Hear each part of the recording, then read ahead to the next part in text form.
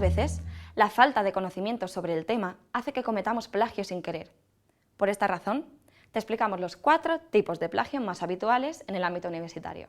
Así, evitarás cometer plagio y no caerás en la ilegalidad. Comenzamos. Primero, copy-paste. Internet ha incrementado la práctica del plagio.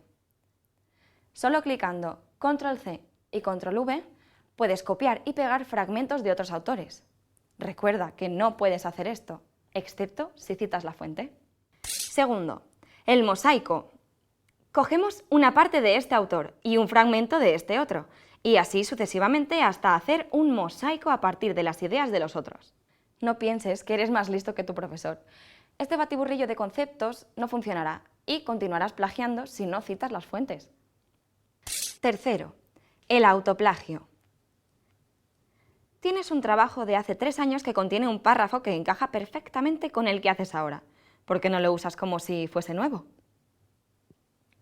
Porque esto es autoplagio.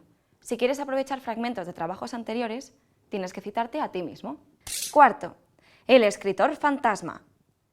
Te da mucha pereza realizar este trabajo y conoces a alguien que te lo podría hacer si le pagases.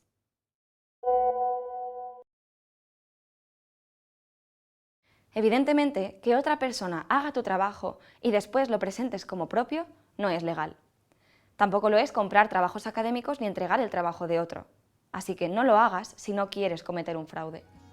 Ahora que conoces los 4 tipos de plagio más habituales, ya no tienes excusa para evitar esta mala praxis y hacer los trabajos académicos correctamente. Cita siempre la fuente.